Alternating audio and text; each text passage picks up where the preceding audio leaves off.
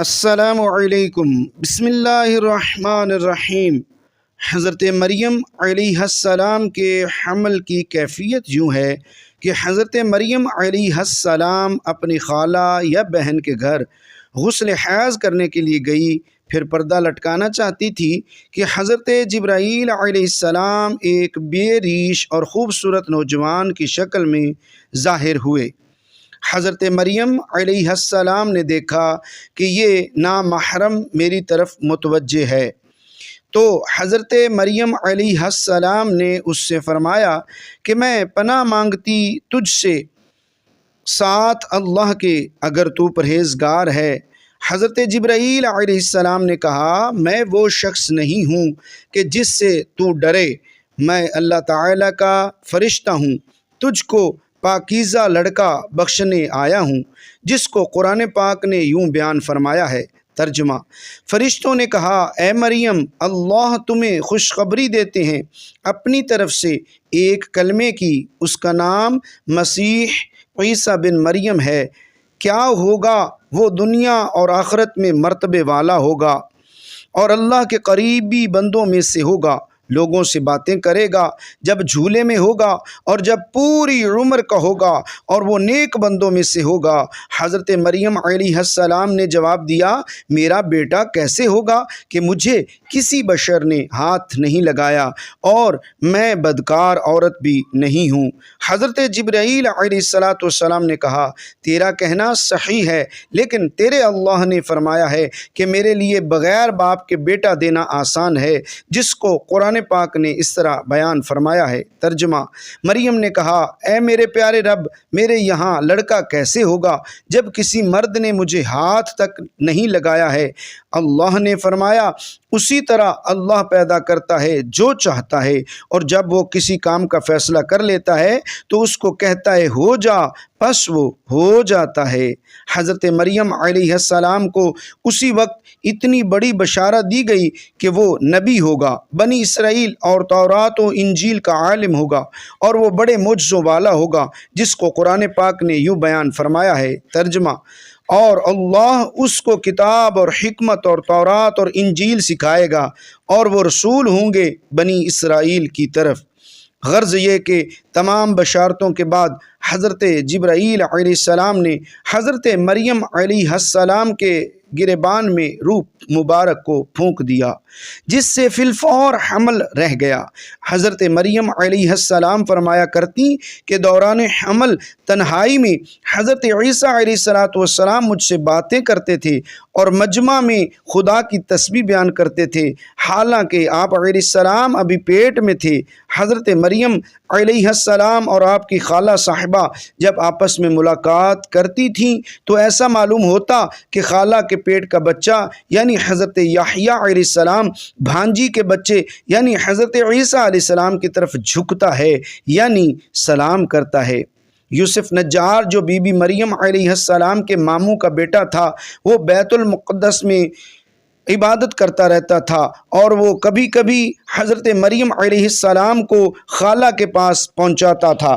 جب حمل کی حالت سے آگاہ ہوا تو اس نے بھی تحقیقات شروع کی، تو حضرت مریم علیہ السلام نے تمام واقعہ بیان کر دیا۔ جب ولادت کا وقت قریب آ گیا تو حضرت مریم علیہ السلام کو قدرتی ندا ہوئی کہ اس شہر سے باہر چلی جاؤ، اگر تیری قوم تجھ کو اس کے وضع پر دیکھے گی تو تجھ کو اور تیرے فرزند کو قتل کر ڈالے گی۔ حضرت مریم علیہ السلام بمع یوسف نجار بیت المقدس روانہ ہو گئی۔ حضرت جبرائیل علیہ السلام ان کی راہ پر تھے۔ جب 2 فرسنگ راہ قطع کی تو بیت اللہ میں پہنچے، وہاں بشدت درد سواری سے اتری اور پشت مبارک ایک خشک خرمے سے لگا بیٹھی۔ تفسیر حقانی میں ہے کہ ایک پرانا مکان تھا جس میں خشک کھجور کا ایک درخت تھا، جس سے ٹیک لگایا پھر بغیر تکلیف کے حضرت عیسیٰ علیہ السلام پیدا ہوئے۔ اس وقت حضرت مریم علیہ السلام نے عرض کیا اے کاش وہ اس حال سے پہلے ہی مر جاتی اور نسیم منسیہ ہو جاتی ہے۔ حق تعالیٰ نے ملائکہ کو بھیجا اور اپنے فضل و کرم سے وہی ان کے پاؤں کے نیچے سے ایک پانی کا چشمہ ظاہر کر دیا۔ ملائکہ نے حضرت عیسیٰ علیہ السلام کو غسل دیا اور حضرت جبرائیل علیہ السلام نے بحکم رب خلیل ندا دی کہ اے مریم غمگین مت ہو، اللہ نے تیرے لیے نہر جاری کی ہے اور خشک درخت کو سرسبز کیا ہے، اب تو خرمیے کی شاخ کو ہلا، وہ تجھ پر تازہ خرمی گرائے گا، تو تازہ خرمی کھا اور پانی پی اور بیٹے کے دیدار سے اپنی آنکھیں ٹھنڈی کر۔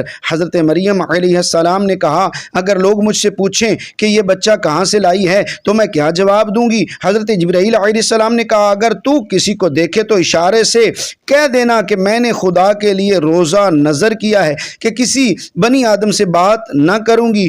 اس زمانے میں کھانے اور پینے کے علاوہ باتوں سے بھی روزہ ہوتا تھا، جس کو قرآن پاک نے یوں بیان فرمایا۔ ترجمہ: پس مریم علیہ السلام نے اس کا حمل اٹھا لیا اور وہ اس کو لے کر ایک دور کی جگہ چلی گئی، پھر درد ذہ اس کو کھجور کے درخت کی طرف لے گیا۔ اس نے کہا کاش میں اس سے پہلے مر جاتی اور بھولی بسری چیز ہو جاتی۔ پھر مریم علیہ السلام کو اس نے نیچے سے آواز دی کہ غمگین نہ ہوں، آپ کے رب نے آپ کے نیچے ایک چشمہ جاری کر دیا ہے اور آپ کھجور کے تنے کو اپنی طرف ہلائیے، اس سے آپ کی طرف پکی ہوئی کھجوریں گریں گی، پس کھاؤ اور پیو اور آنکھیں ٹھنڈی کرو۔